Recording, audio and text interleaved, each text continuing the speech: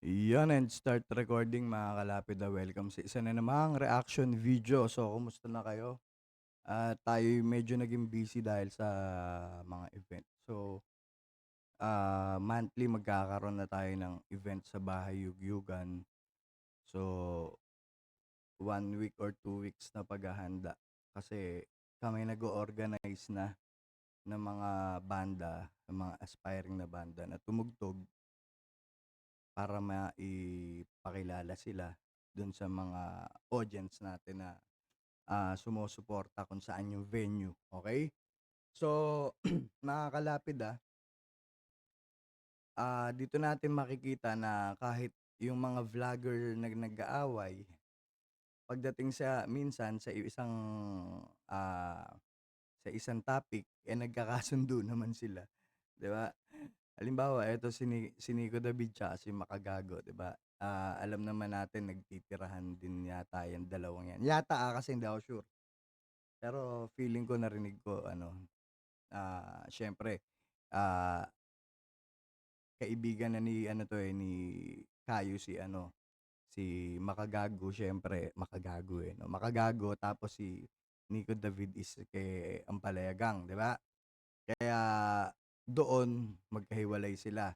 Pero kung iisipin natin, halos lahat ng mga vlogger or influencer na nakikita at nadidinig yung mga pinagsasabi ni Franklin Pre in the banging ni Franklin Miano, nagkakaisa naman sila, 'di ba? So, katulad nito, ang totoong Frank Miano featuring Taong Tagyawat, 'di ba? So, dito makikita natin na si Makagago, eh, against sa ginagawa ni Franklin Miano. Okay, pakinggan natin ng konti. Mga kahombre ko, nandito na tayo sa pinakamalupit na part ng pagka-mongoloid sa the biggest mongoloid sa buong Pilipinas na si Frank Miano kasama ng kanyang mga abubot tulad ni Carl Vicente, Justin C. at yung tomboy na si Chris. Ito masabi ko diyan, ah, wala, makapal na talaga ang mukha niyan, eh. Talagang ginamit niya yung dignidad niya para sa clout, 'di ba? Dignidad, kahit masira dignidad para magkaroon lang ng clout. Kaya hindi ko din nakikita dun yung pagiging, coach niya para sirain mo yung pangalan mo sa social media para lang sa tingin mo may sasama pa sa'yo, ewan ko na lang, 'di ba, kung anong utak meron yun. So tuloy natin 'to. Crystalline May Rivera, the legendary Mike Eater.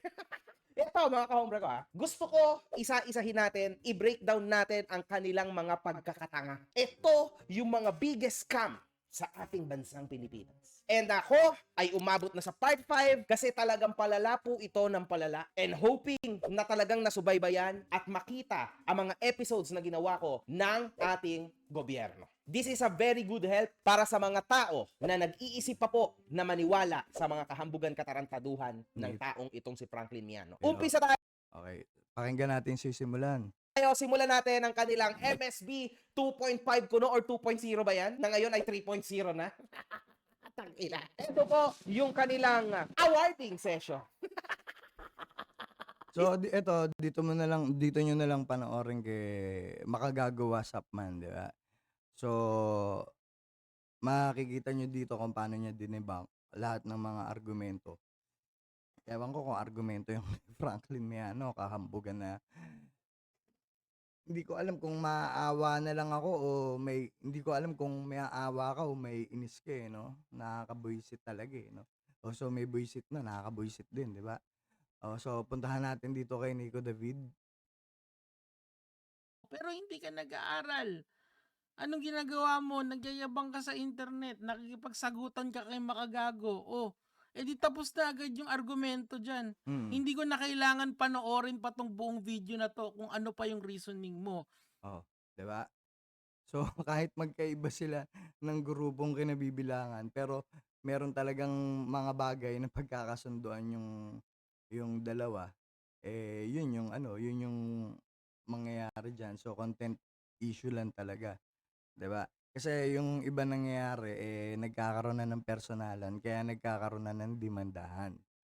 So, pero kung halimbawa, ah, irespeto natin yung mga kanya-kanyang opinyon, kanya-kanyang argumento, kanya-kanyang ano, 'wag tayo magbi-below the belt.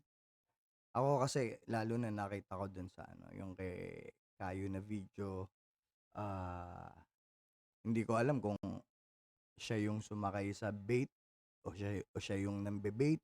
Kasi kailangan niya bang ilabas yung video ng asawa niya para patunayan lang kay Melo Yap na wala silang problema ng asawa niya, 'di ba? So, ibig sabihin nagagawa ni Melo Yap magpalabas ng mga gano'n kay anong tawag dito, kay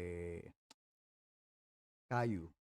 Kasi kung ako 'yon, 'di ba, yung mga personal na bagay at personal na buhay ko na pilit na pinauungkat, hindi ko pa rin uungkatin, 'di ba? Yung mga pribado is pribado, 'di ba? Hindi ko na ilalabas yung mga katulad kanina nagbabasa siya ng ano, ng, diary ata 'yun, 'di ba? So, sa akin hindi mo naman kailangan na patunayan 'yun, 'di ba? Basta kung alam mo kung alam mo naman yung nangyayari at alam mong totoo, wala kang dapat depensahan, 'di ba? Eh, 'yun lang nakikita ko lang na ano, sa ibang mga content creator kasi below the belt na yung nangyayari, 'di ba? Kaya nagkakalabasan na sila ng ungkatan sila ng mga baho nila, 'di ba? So, wala naman tayong magagawa dun kasi kanya-kanyang channel 'yan, 'di ba? Ilabas lang nila na ilabas, wala tayong magagawa. Pero sana maisip nila parehas na, ah, below the belt na 'yun at, kung may privacy man sila na kailangan pa talagang panghawakan, itago pa rin nila 'yun. Kasi hindi naman kailangan ibulgar o ikuwento lahat ng nangyayari sa buhay natin sa social media. Unless big star ka talaga na ano, sobrang sikat mo, 'di ba? Ayun naman sabi ko. Ta's dito nga ito, nakikita natin dito may hindi kailangan na i-debunk ni Nico David si Franklin Miano kasi na-debunk na ni ano, wala na siyang dapat patunayan, 'di ba? Kasi lahat ng vlogger si page ni Ato and Friends, 'di ba? Tinitira din si Franklin Miano, okey?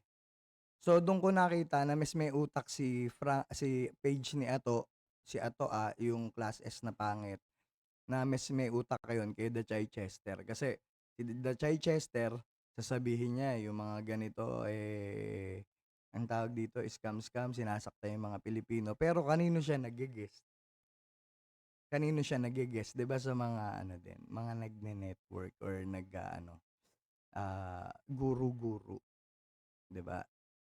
So, mas nakita ko mas may isip si ano, mas may utak si Ato and Friends, page ni Ato and Friends, ayan. Eto kay Franklin Miano, ano pa ba masasabi ko? Sasabihin mo 'wag mag-aral tapos may mag-aaral, 'di ba dine-debunk niya yung sarili niya. Ta's pagdating naman sa kurso niya, magbabayad ka, mag-aaral ka rin. 'Di mag-aral ka na lang sa totoong school, 'wag naman lokohan, 'di ba?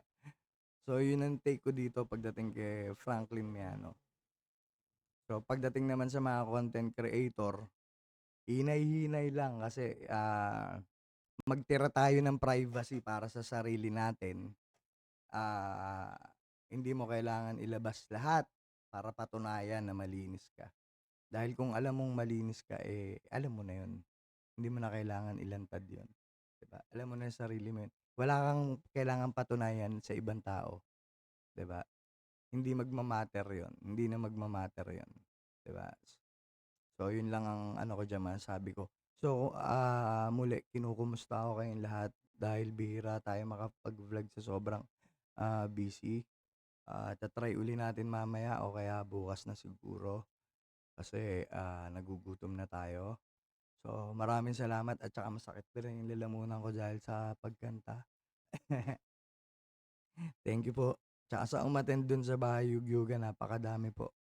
Tas ang dami din banda na umattend. Susunod ano naming na gig is ano, kailan ba? Ang susunod na gig, April 20, hindi, May 18. Unknown 13 Pub, Quezon City. June 22, Matchbox Yard, Quezon City. July 20, Chendesitas, Pasig. August 17, Hard Rock Cafe, Makati. September 21, Simon's Place, QC.